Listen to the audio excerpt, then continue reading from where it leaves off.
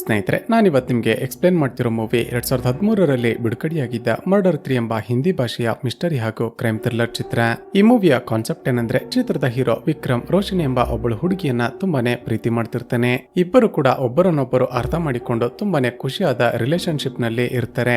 ಆದರೆ ಒಂದು ದಿನ ಇದ್ದಕ್ಕಿದ್ದ ಹಾಗೆ ಆಶ್ಚರ್ಯವೆಂಬಂತೆ ರೋಶಿನಿ ನಿನ್ನ ಜೊತೆ ಬ್ರೇಕಪ್ ಮಾಡಿಕೊಳ್ತಿದ್ದೀನಿ ಅಂತ ಒಂದು ವಿಡಿಯೋ ರೆಕಾರ್ಡ್ ಮಾಡಿಟ್ಟು ಮನೆ ಬಿಟ್ಟು ಹೊರಟೋಗಿರ್ತಾಳೆ. ಇದಾಗಿ ಹಲವು ದಿನಗಳ ನಂತರ ವಿಕ್ರಮ್ನ ಲೈಫ್ ನಲ್ಲಿ ನಿಶಾ ಎಂಬ ಮತ್ತೊಬ್ಬಳು ಹುಡುಗಿಯ ಎಂಟ್ರಿ ಆಗುತ್ತೆ. ಆದರೆ ದಿನಗಳು ಕಳೆದಂತೆ ವಿಕ್ರಮ್ನ ಬಂಗಲೆಯಲ್ಲಿ ನಿಶಾಳ ಜೊತೆ ತುಂಬಾನೇ ವಿಚಿತ್ರವಾದ ಘಟನೆಗಳು ನಡೆಯೋದಕ್ಕೆ ಶುರುವಾಗುತ್ತವೆ. ಸೊ ಇಲ್ಲಿಂದ ಮುಂದೆ ಚಿತ್ರದಲ್ಲಿ ಏನಾಯ್ತು, ವಿಕ್ರಮ್ನ ಜೊತೆ ಬ್ರೇಕಪ್ ಮಾಡಿಕೊಂಡು ನಿಗೂಢವಾಗಿ ಕಾಣೆಯಾದ ಆ ರೋಶನಿಗೆ ಏನಾಯ್ತು, ನಿಶಾ ವಿಕ್ರಮ್ನ ಬಂಗಲೆಯಲ್ಲಿ ನೋಡಿದ್ದಾದ್ರೂ ಏನೋ, ಹಾಗೂ ಚಿತ್ರದ ಕತೆ ಮುಂದುವರಿತಾ ರಿವೀಲ್ ಆಗುವ ಬ್ಯಾಕ್ ಟು ಬ್ಯಾಕ್ ಟ್ವಿಸ್ಟ್ ಗಳಾದ್ರೂ ಏನೆಂಬುದನ್ನ ಈ ವಿಡಿಯೋದಲ್ಲಿ ನೋಡ್ತಾ ಹೋಗೋಣ. ಚಿತ್ರದ ಮೊದಲ ಸೀನ್ ನಲ್ಲಿ ಚಿತ್ರದ ಹೀರೋ ವಿಕ್ರಮ್ ಅಳುತ್ತಾ ತನ್ನ ಗರ್ಲ್ ಫ್ರೆಂಡ್ ರೋಶನಿ ರೆಕಾರ್ಡ್ ಮಾಡಿಟ್ಟಿದ್ದ ಒಂದು ವಿಡಿಯೋವನ್ನ ನೋಡ್ತಿರ್ತಾನೆ. ಅದರಲ್ಲಿ ರೋಶನಿ, ವಿಕ್ರಮ್ ನನಗೂ ನಿನಗೂ ಬರುತ್ತಾ ಸೆಟ್ ಆಗ್ತಿಲ್ಲ, ಇತ್ತೀಚೆಗೆ ನಿನ್ನನ್ನ ಅರ್ಥ ಮಾಡಿಕೊಳ್ಳೋದಕ್ಕೇನೆ ನನ್ನ ಕೈಲಿ ಸಾಧ್ಯವಾಗ್ತಿಲ್ಲ, ಇನ್ ಮುಂದೆ ನಾವಿಬ್ರು ರಿಲೇಶನ್ಶಿಪ್ ನಲ್ಲಿ ಇರೋದ್ರಿಂದ ಯಾವುದೇ ಪ್ರಯೋಜನ ಇಲ್ಲ, ನನಗೆ ನಿನ್ನನ್ನ ಮೀಟ್ ಮಾಡಿ ಮಾತನಾಡಿಸೋದಕ್ಕೂ ಕೂಡ ಇಷ್ಟ ಆಗ್ತಿಲ್ಲ, ಅದಕ್ಕೇನೆ ಈ ವಿಡಿಯೋವನ್ನ ರೆಕಾರ್ಡ್ ಮಾಡಿಟ್ಟು ಹೋಗ್ತಿದ್ದೀನಿ, ಆದಷ್ಟು ಬೇಗ ನೀನು ಕೂಡ ನನ್ನನ್ನ ಮರೆತು ಲೈಫ್ ನಲ್ಲಿ ಮೂವ್ ಆನ್ ಆಗು ಅಂತ ಹೇಳಿರ್ತಾಳೆ.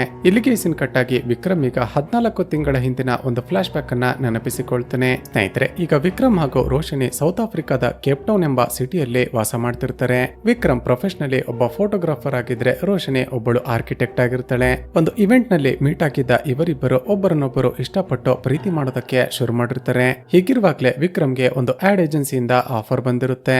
ಅದೇನಂದ್ರೆ, ಇಂಡಿಯಾದಲ್ಲಿದ್ದ ಒಂದು ಆಡ್ ಏಜೆನ್ಸಿಯವರು ಸೌತ್ ಆಫ್ರಿಕಾದಲ್ಲಿ ಒಂದು ಆಡ್ ಶೂಟ್ ಮಾಡೋದಕ್ಕೆ ಅಂತ ವಿಕ್ರಮ್ಗೆ ಕಾಂಟ್ರಾಕ್ಟ್ ಕೊಟ್ಟಿರ್ತಾರೆ. ಆದ್ರೆ ವಿಕ್ರಮ್ಗೆ ಒಂದು ಕಂಡೀಷನ್ ಅನ್ನ ಕೂಡ ಹಾಕಿರ್ತಾರೆ. ಸೌತ್ ಆಫ್ರಿಕಾದಲ್ಲಿ ಆಡ್ ಶೂಟ್ ಮುಗಿದ ನಂತರ ಇಂಡಿಯಾದಲ್ಲಿ ತಮ್ಮ ಕಂಪನಿಯ ಜೊತೆ 1 ವರ್ಷ ಕೆಲಸ ಮಾಡಬೇಕು ಅಂತ ಕಾಂಟ್ರಾಕ್ಟ್ ಗೆ ಸೈನ್ ಮಾಡೋದಕ್ಕೆ ಹೇಳಿರ್ತಾರೆ. ಈಗ ರೋಶಿನಿ ಕೇಪ್ ಟೌನ್ ನಲ್ಲಿ ಕೆಲಸ ಮಾಡ್ತಿದ್ದ ಕಾರಣ ಆಕೆಗೆ ಒಳ್ಳೆ ಸಂಬಳ ಬರ್ತಿರುತ್ತೆ. ರೋಶಿನಿಯ ಕೆಲಸ ಬಿಡಿಸಿ ತನ್ನ ಜೊತೆ ಇಂಡಿಯಾಗೆ ಕರೆದುಕೊಂಡು ಹೋಗೋದು ಹೇಗೆ ಅಂತ ವಿಕ್ರಮ್ ಯೋಚನೆ ಮಾಡ್ತಿರ್ತಾನೆ. ಆದ್ರೆ ವಿಕ್ರಮ್ ನನ್ನ ತುಂಬಾನೇ ಪ್ರೀತಿ ಮಾಡ್ತಿದ್ದ ರೋಶಿನಿ ಹೇಗೆ ಹೇಳ್ತಾಳೆ, ವಿಕ್ರಮ್ ನಿನ್ನನ್ನ ಬಿಟ್ಟು ನನ್ನ ಕೈಲಿ ಇರೋದಕ್ಕೆ ಸಾಧ್ಯ ಇಲ್ಲ, ನಾನು ಇಲ್ಲಿ ನನ್ನ ಕೆಲಸಕ್ಕೆ ರಿಸೈನ್ ಮಾಡಿ ನಿನ್ನ ಜೊತೆ ಇಂಡಿಯಾಗೆ ಬಂದು ಅಲ್ಲಿ ಯಾವ್ದಾದ್ರು ಕೆಲಸ ಹುಡುಕಿಕೊಳ್ತೀನಿ, ನನಗೆ ನನ್ನ ಕೆಲಸಕ್ಕಿಂತ ನಮ್ಮಿಬ್ಬರ ಪ್ರೀತಿನೇ ಮುಖ್ಯ ಅಂತ ಹೇಳ್ತಾಳೆ. ಹೀಗೆ ವಿಕ್ರಮ್ ಕೇಪ್ ಟೌನ್ ನಲ್ಲಿ ಫೋಟೋಶೂಟ್ ಮುಗಿದ ನಂತರ ರೋಶಿನಿಯನ್ನ ಕರೆದುಕೊಂಡು ಇಂಡಿಯಾಗೆ ಶಿಫ್ಟ್ ಆಗ್ತಾನೆ. ವಿಕ್ರಮ್ ತಾವಿಬ್ಬರು ಇರೋದಕ್ಕೆ ಅಂತ ಸಿಟಿಯ ಔಟ್ಸ್ಕರ್ಟ್ ನಲ್ಲಿದ್ದ ಒಂದು ದೊಡ್ಡ ಬಂಗಲೆಯನ್ನ ಕೂಡ ಪರ್ಚೇಸ್ ಮಾಡ್ತಾನೆ. ಇಲ್ಲಿಗೆ ಸೀನ್ ಕಟ್ ಆಗಿ ಚಿತ್ರದ ಕತೆ ಈಗ ಪ್ರೆಸೆಂಟ್ ಗೆ ಬರುತ್ತೆ. ತನ್ನನ್ನ ಬಿಟ್ಟು ಹೋಗಿರುವ ರೋಶಿನಿಯನ್ನ ನೆನೆಸಿಕೊಂಡು ವಿಕ್ರಮ್ ಅತಿಯಾಗಿ ಕುಡಿಯೋದಕ್ಕೆ ಶುರು ಮಾಡಿರ್ತಾನೆ. ಆ ದಿನ ರಾತ್ರಿ ಮತ್ತಷ್ಟು ಕುಡಿಯೋದಕ್ಕೆ ಅಂತ ಅಲ್ಲೇ ಹತ್ತಿರದಲ್ಲಿದ್ದ ಒಂದು ರೆಸ್ಟೋರೆಂಟ್ ಗೆ ಹೋಗಿರ್ತಾನೆ. ಆ ರೆಸ್ಟೋರೆಂಟ್ ನಲ್ಲಿ ನಿಶಾ ಎಂಬ ಒಬ್ಬಳು ಹುಡುಗಿ ವೇಟ್ರೆಸ್ ಆಗಿ ಕೆಲಸ ಮಾಡ್ತಿರ್ತಾಳೆ. ನಿಶಾ ವಿಕ್ರಮ್ ಬಳಿ ಆರ್ಡರ್ ತೆಗೆದುಕೊಳ್ಳೋದಕ್ಕೆ ಅಂತ ಬಂದಾಗ ಆತ ಅಳ್ತಿರೋದನ್ನ ನೋಡಿರ್ತಾಳೆ. ಹೀಗೆ ವಿಕ್ರಮ್ ಕುಡಿತಾ ರೆಸ್ಟೋರೆಂಟ್ ಕ್ಲೋಸ್ ಆಗುವ ಸಮಯ ಬಂದ್ರೂ ಕೂಡ ಅಲ್ಲಿಂದ ಬರೋದೇ ಇಲ್ಲ. ಕಡೆಗೆ ನಿಶಾನೆ ವಿಕ್ರಮ್ನ ಬಳಿಗೆ ಬಂದು, ಸರ್ ರೆಸ್ಟೋರೆಂಟ್ ಕ್ಲೋಸ್ ಮಾಡುವ ಸಮಯ ಆಯ್ತು, ದಯವಿಟ್ಟು ಇಲ್ಲಿಂದ ಹೊರಡಿ ಅಂತ ರಿಕ್ವೆಸ್ಟ್ ಮಾಡ್ತಾಳೆ. ಸರಿ ಅಂತ ಕುಡಿದ ನಶೆಯಲ್ಲೇ ವಿಕ್ರಮ್ ಹೊರಗಡೆ ಬರ್ತಿದ್ದಾಗ ಒಬ್ಬ ಹುಡುಗನಿಗೆ ಡ್ಯಾಶ್ ಹೊಡಿತಾನೆ. ಇಬ್ಬರ ಮಧ್ಯ ಮಾತಿಗೆ ಮಾತು ಬೆಳೆದು ಜಗಳ ಶುರುವಾಗಿ ಆ ಹುಡುಗ ವಿಕ್ರಮ್ನ ಮುಖಕ್ಕೆ ಪಂಚ್ ಮಾಡಿಬಿಡುತ್ತಾನೆ. ಇದರಿಂದಾಗಿ ವಿಕ್ರಮ್ಗೆ ಏಟಾಗಿ ಮುಖದಲ್ಲಿ ರಕ್ತ ಸುರಿಯೋದಕ್ಕೆ ಶುರುವಾಗುತ್ತೆ. ಹೊರಗಡೆ ಗಲಾಟೆ ಕೇಳಿ ತಕ್ಷಣವೇ ಓಡಿ ಬಂದ ನಿಶಾ ಇವರಿಬ್ಬರ ಜಗಳವನ್ನ ಬಿಡಿಸ್ತಾಳೆ.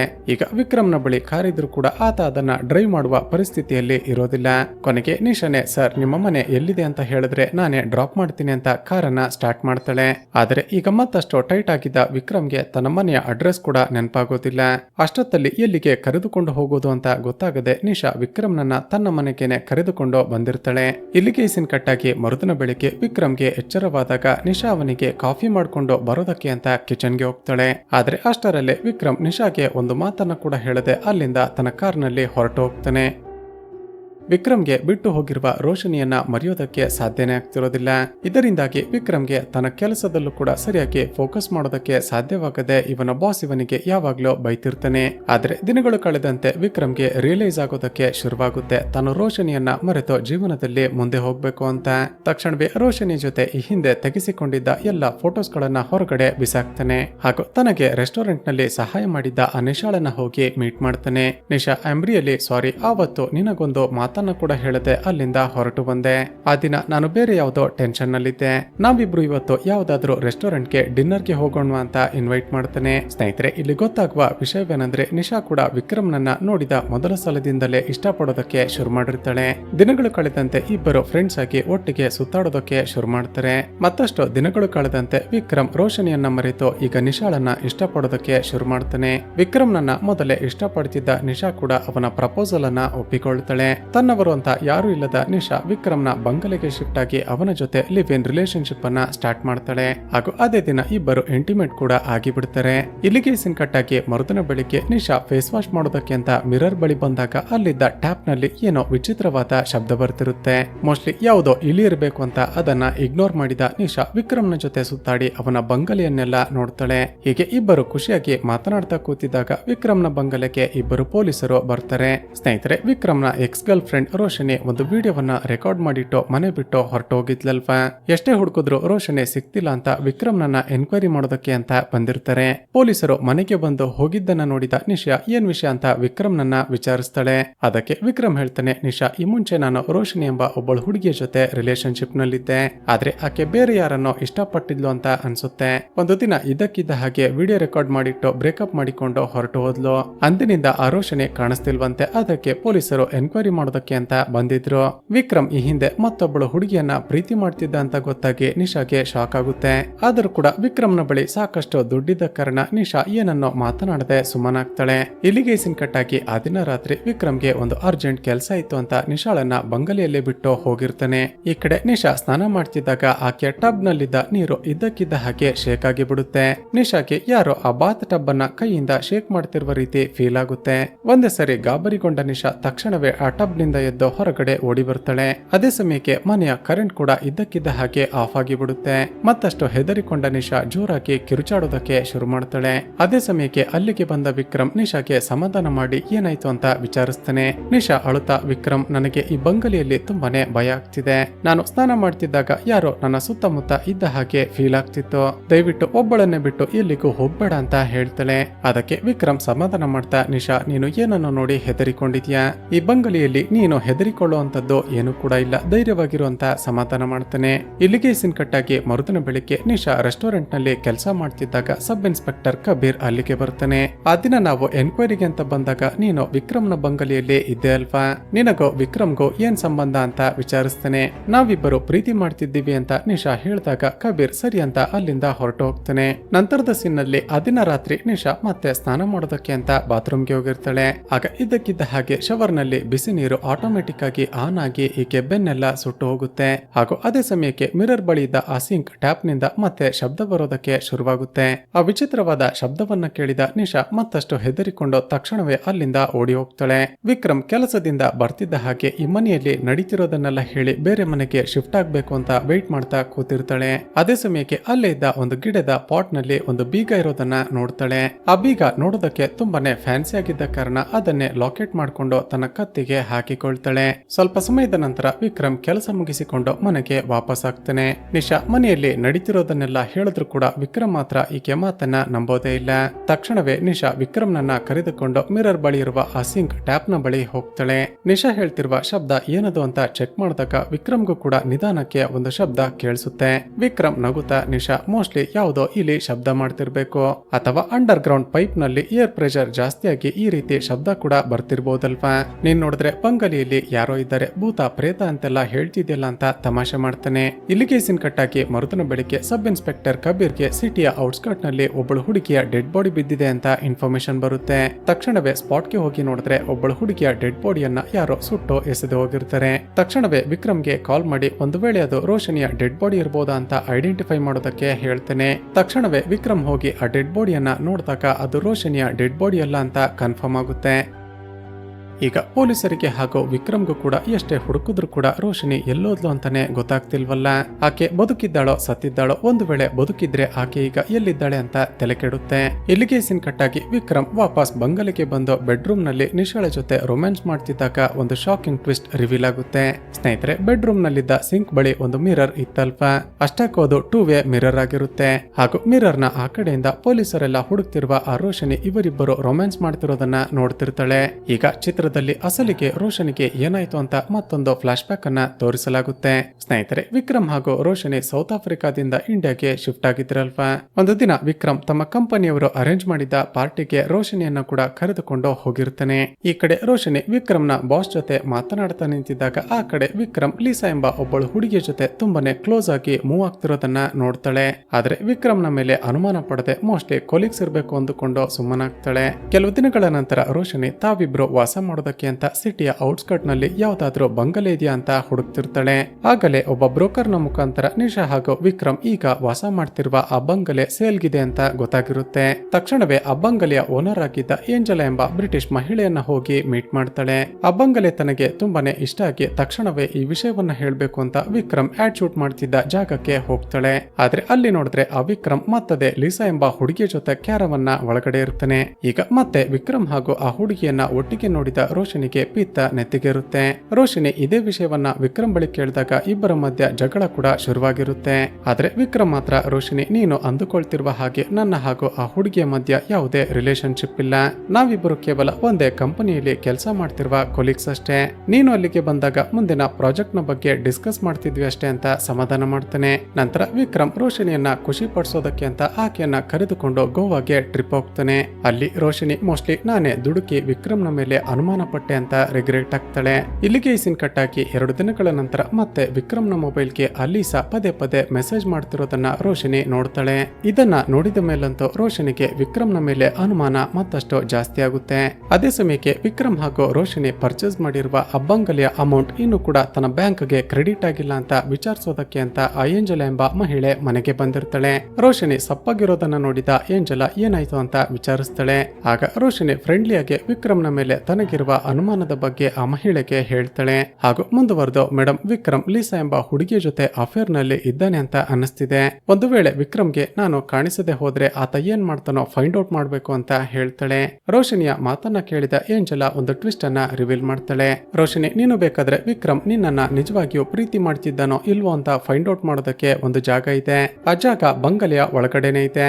ಅದರ ಬಗ್ಗೆ ನಿನಗೆ ಇನ್ನೂ ಕೂಡ ಹೇಳಿಲ್ಲ ಅಂತ ಬಂಗಲೆಯ ಒಳಗಡೆ ಒಂದು ಸೀಕ್ರೆಟ್ ರೂಮ್ಗೆ ಕರೆದುಕೊಂಡು ಹೋಗ್ತಾಳೆ. ಸ್ನೇಹಿತರೆ, ಆ ಸೀಕ್ರೆಟ್ ರೂಮ್ ಎಕ್ಸಾಕ್ಟ್ ಆಗಿ ಬೆಡ್ರೂಮ್ ಹಾಗೂ ವಾಶ್ರೂಮ್ ನ ಹಿಂದೆ ಇರುತ್ತೆ. ಆ ಸೀಕ್ರೆಟ್ ರೂಮಿನ ಬಾಗಿಲು ಹಾಲ್ ನಲ್ಲಿದ್ದ ಶೋಕೇಸ್ ನ ಹಿಂದೆ ಇರುತ್ತೆ. ಆ ಸೀಕ್ರೆಟ್ ರೂಮ್ ಅನ್ನ ನೋಡಿದ ರೋಷನಿಗೆ ಆಶ್ಚರ್ಯ ಅನ್ಸುತ್ತೆ. ಆ ರೂಮ್ ನ ಒಳಗಡೆ ಏನಿದೆ ಅಂತ ಹೋಗಿ ನೋಡಿದ್ರೆ ಅಲ್ಲೊಂದು ಸೀಕ್ರೆಟ್ 2 ವೇ ಮಿರರ್ ಇರುತ್ತೆ. ಆ ಮಿರರ್ ನ ಮೂಲಕ ಬೆಡ್ರೂಮ್ ಅನ್ನ ಹಾಗೂ ವಾಶ್ರೂಮ್ ಅನ್ನ ಕ್ಲಿಯರ್ ಆಗಿ ನೋಡಬಹುದಾಗಿರುತ್ತೆ. ಸ್ನೇಹಿತರೆ, ಟ್ವಿಸ್ಟ್ ಏನಂದ್ರೆ ಇಲ್ಲಿಂದ ಹೊರಗಡೆ ಏನ್ ನಡೀತಿದೆ ಅಂತ ಎಲ್ಲ ಕೂಡ ಕಾಣಿಸ್ತಿರುತ್ತೆ. ಆದ್ರೆ ಆ ಕಡೆಯಿಂದ ನೋಡೋರಿಗೆ ಮಿರರ್ ನ ಹಿಂದ್ಗಡೆ ಒಂದು ಸೀಕ್ರೆಟ್ ರೂಮ್ ಇದೆ ಅಂತಾನೆ ಗೊತ್ತಾಗ್ತಿರೋದಿಲ್ಲ. ಹಾಗೂ ಸೀಕ್ರೆಟ್ ಸ್ಪೀಕರ್ ಗಳ ಮೂಲಕ ಹೊರಗಡೆ ಯಾರ್ಯಾರು ಏನೇನ್ ಮಾತಾಡ್ತಿದ್ದಾರೆ ಅಂತ ಎಲ್ಲವೂ ಕೂಡ ಈ ರೂಮ್ ನ ಒಳಗಡೆ ಕೇಳಿಸ್ತಿರುತ್ತೆ. ಆದ್ರೆ ಈ ರೂಮ್ ನ ಒಳಗಡೆಯಿಂದ ಎಷ್ಟೇ ಶಬ್ದ ಮಾಡಿದ್ರು ಎಷ್ಟೇ ಕಿರ್ಚಾಡಿದ್ರು ಹೊರಗಡೆ ಯಾರಿಗೂ ಕೂಡ ಕೇಳಿಸೋದೇ ಇಲ್ಲ.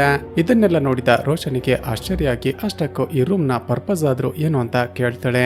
ಅದಕ್ಕೆ ಆ ಮಹಿಳೆ ಹೇಳೋದೇನಂದ್ರೆ 1947ರಲ್ಲಿ ಭಾರತೀಯರಿಗೆ ಸ್ವಾತಂತ್ರ್ಯ ಸಿಕ್ಕಿತ್ತಲ್ಪ. ಆ ಸಮಯದಲ್ಲಿ ಏಂಜಲಾಳ ತಂದೆ ಒಂದು ಪ್ರಾವಿನೆನ್ಸ್ಗೆ ಗವರ್ನರ್ ಆಗಿ ಕೆಲಸ ಮಾಡ್ತಿದ್ರು. ಸ್ವಾತಂತ್ರ್ಯ ಚಳುವಳಿಯಲ್ಲಿ ಭಾರತೀಯರು ತಮ್ಮ ಮೇಲೆ ಅಟ್ಯಾಕ್ ಮಾಡಿದ್ರೆ ಬಚಾವಾಗೋದಕ್ಕೆ ಅಂತ ಈ ಸೀಕ್ರೆಟ್ ರೂಮ್ ಅನ್ನ ಕಟ್ಟಿಸಿರ್ತಾರೆ. ಈಗ ಈ ಸೀಕ್ರೆಟ್ ರೂಮ್ ಅನ್ನ ನೋಡಿದ ರೋಷನಿಗೆ ಒಂದು ಐಡಿಯಾ ಬರುತ್ತೆ. ಒಂದು ವೇಳೆ ತಾನು ವಿಕ್ರಮ್ ನಿಂದ ದೂರ ಆದ್ರೆ ಆತ ಹೇಗೆ ಬಿಹೇವ್ ಮಾಡ್ತಾನೆ ಅಂತ ಈ ರೂಮ್ ನ ಒಳಗಡೆ ಬಚ್ಚಿಟ್ಟುಕೊಂಡು ನೋಡ್ಬೇಕು ಅಂತ ಡಿಸೈಡ್ ಮಾಡ್ತಾಳೆ. ಎಲ್ಲವನ್ನ ಪ್ಲಾನ್ ಮಾಡಿ ಕೆಲವು ದಿನಗಳ ಮಟ್ಟಿಗೆ ತನಗೆ ಸಾಕಾಗುವಷ್ಟು ಆಹಾರ ಹಾಗೂ ನೀರನ್ನ ತೆಗೆದುಕೊಂಡು ಹೋಗಿ ಆ ರೂಮ್ ನ ಒಳಗಡೆ ಇಡ್ತಾಳೆ. ನಂತರ ನಿನ್ನ ಜೊತೆ ಬ್ರೇಕಪ್ ಮಾಡಿಕೊಳ್ತಿದ್ದೀನಿ ಅಂತ ಒಂದು ವಿಡಿಯೋವನ್ನ ರೆಕಾರ್ಡ್ ಮಾಡಿಟ್ಟು ಆ ಸೀಕ್ರೆಟ್ ರೂಮ್ ನ ಒಳಗಡೆ ಹೊರಟು ಹೋಗ್ತಾಳೆ. ಸ್ನೇಹಿತರೆ, ರೋಷಿನಿ ರೆಕಾರ್ಡ್ ಮಾಡಿಟ್ಟ ಈ ವಿಡಿಯೋವನ್ನೇ ಚಿತ್ರದ ಮೊದಲ ಸೀನ್ ನಲ್ಲಿ ನಾವು ನೋಡಿದ್ದು. ಆ ದಿನ ಕೆಲಸ ಮುಗಿಸಿಕೊಂಡು ಮನೆಗೆ ಬಂದ ನಂತರ ವಿಕ್ರಮ್ ರೋಷಿನಿ ತನಗೆ ಅಂತ ರೆಕಾರ್ಡ್ ಮಾಡಿಟ್ಟಿರುವ ಆ ವಿಡಿಯೋವನ್ನ ನೋಡಿ ತುಂಬಾನೇ ಎಮೋಷನಲ್ ಆಗಿರ್ತಾನೆ. ವಿಕ್ರಮ್ಗೆ ರೋಷಿನಿ ತನ್ನ ಜೊತೆ ಬ್ರೇಕಪ್ ಮಾಡಿಕೊಂಡ್ಲು ಅಂತ ಗೊತ್ತಾಗಿ ಪದೇ ಪದೇ ಆಕೆಗೆ ಫೋನ್ ಮಾಡ್ತಾನೆ. ಆಕೆಯ ಫೋನ್ ನಾಟ್ ರೀಚಬಲ್ ಆಗಿದ್ದ ಕಾರಣ ತುಂಬಾನೇ ದುಃಖದಿಂದ ಅಳೋದಕ್ಕೆ ಶುರು ಮಾಡ್ತಾನೆ. ಇದನ್ನೆಲ್ಲ ಆ ಮಿರರ್ ನ ಮೂಲಕ ನೋಡ್ತಿದ್ದ ರೋಷನಿಗೆ ವಿಕ್ರಮ್ ಹಾಗಾದ್ರೆ ತನ್ನನ್ನ ನಿಜವಾಗಿಯೂ ಪ್ರೀತಿ ಮಾಡ್ತಿದ್ದಾನೆ ಅಂತ ಅರ್ಥ ಆಗುತ್ತೆ.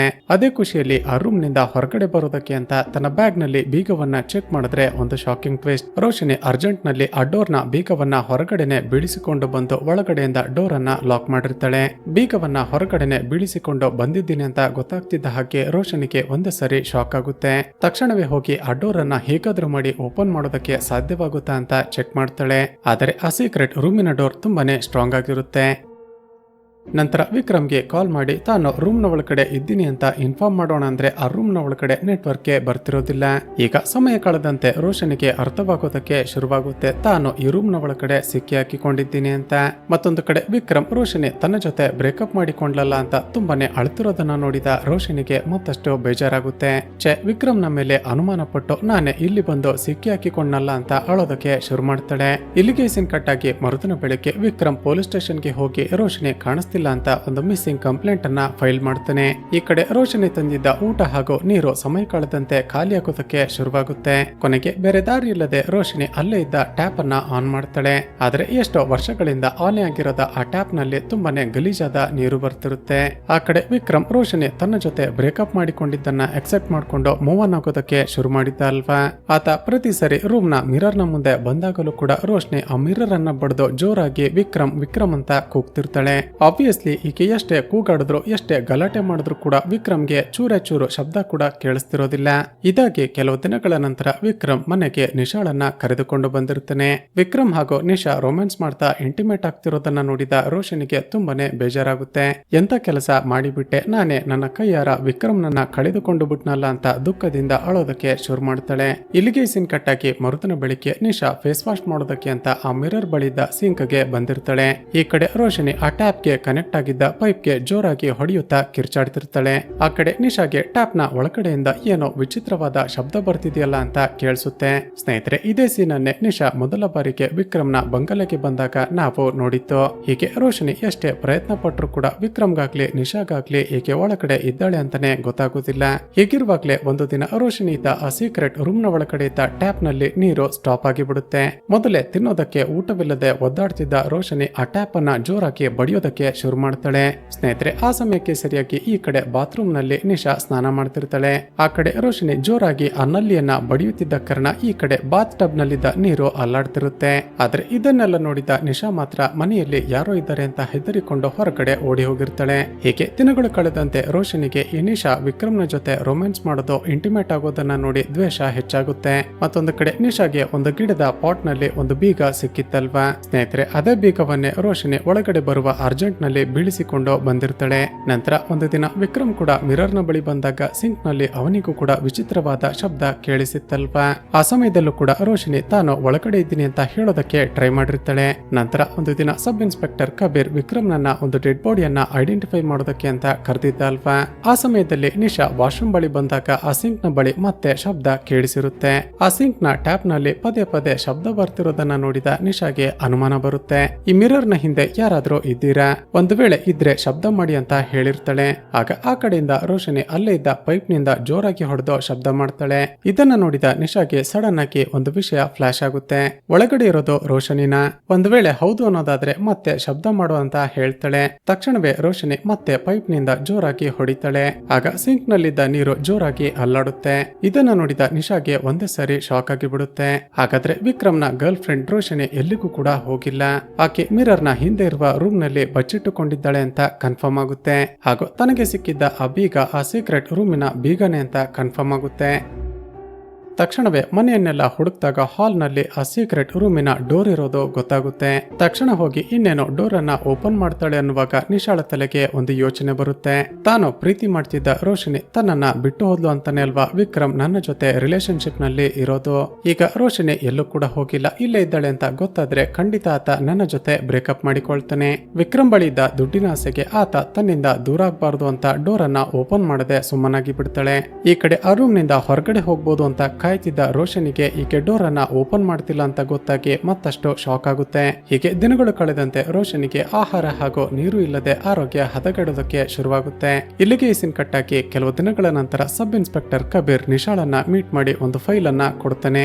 ಆ ಫೈಲ್ ಅನ್ನ ಓಪನ್ ಮಾಡಿ ನೋಡಿದಾಗ ಅದರ ಒಳಗಡೆ ಇದ್ದ ಒಂದಷ್ಟು ಫೋಟೋಸ್ ಗಳನ್ನ ನೋಡಿದ ನಿಶಾಗೆ ಒಂದೇ ಸಾರಿ ಶಾಕ್ ಆಗಿ ಬಿಡುತ್ತೆ. ನಂತರ ಇದಕ್ಕಿದ್ದ ಹಾಗೆ ನಿಶಾ ಆ ಸೀಕ್ರೆಟ್ ಡೋರ್ ನ ರೂಮ್ ಅನ್ನ ಓಪನ್ ಮಾಡಿ ಒಳಗಡೆ ಹೋಗ್ತಾಳೆ. ನಿಶಾ ಒಳಗಡೆ ಹೋಗ್ತಿದ್ದ ಹಾಗೆ ರೋಷನಿ ಅಲ್ಲೇ ಇದ್ದ ಗಾಜಿನ ಬಾಟಲಿಯಿಂದ ಆಕೆ ತಲೆಗೆ ಹೊಡೆದು ಬಿಡುತ್ತಾಳೆ.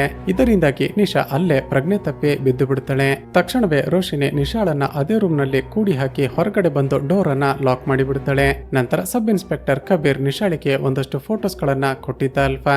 ಆ ಫೋಟೋಸ್ ಗಳಲ್ಲಿ ಏನಿದೆ ಅಂತ ನೋಡಿದಾಗ ಶಾಕಿಂಗ್ಲಿ ರೋಶಿನಿ ಕೆಲವು ದಿನಗಳ ಹಿಂದೆ ಅನುಮಾನ ಪಟ್ಟ ಹಾಗೆ ವಿಕ್ರಮ್ ಲೀಸಾಳ ಜೊತೆ ಅಫೇರ್ ನಲ್ಲಿರ್ತಾನೆ. ವಿಕ್ರಮ್ ಲೀಸಾಳ ಜೊತೆ ರೊಮ್ಯಾನ್ಸ್ ಮಾಡ್ತಿರುವ ಫೋಟೋಸ್ ಗಳನ್ನ ಕಬೀರ್ ಸೀಕ್ರೆಟ್ ಆಗಿ ಕ್ಯಾಪ್ಚರ್ ಮಾಡಿರ್ತಾನೆ. ಆ ಫೋಟೋಸ್ ಗಳನ್ನ ನೋಡಿದ ಮೇಲಂತೂ ವಿಕ್ರಮ್ ಇಷ್ಟೊಂದು ಕೆಟ್ಟ ವ್ಯಕ್ತಿನೇ ಅಂತ ರೋಶನಿಗೆ ತುಂಬಾನೇ ಬೇಜಾರಾಗುತ್ತೆ. ನಂತರ ವಿಕ್ರಮ್ ಆ ಫೋಟೋಸ್ ಗಳನ್ನ ನೋಡ್ಲಿ ಅಂತಾನೆ ಸಿಂಕ್ ನ ಬಳಿ ಆ ಫೋಟೋಸ್ ಗಳನ್ನ ಇಟ್ಟು ರೋಶನಿ ಅಲ್ಲಿಂದ ಹೊರಟು ಹೋಗ್ತಾಳೆ. ಹೋಗೋದಕ್ಕೂ ಮುಂಚೆ ನಿಶಾಳನ್ನ ಈ ವಿಕ್ರಮೆ ಕೊಲೆ ಮಾಡಿದ್ದಾನೆ ಅಂತ ಒಂದಷ್ಟು ಎವಿಡೆನ್ಸ್ ಗಳನ್ನ ಸೆಟಪ್ ಮಾಡಿರ್ತಾಳೆ.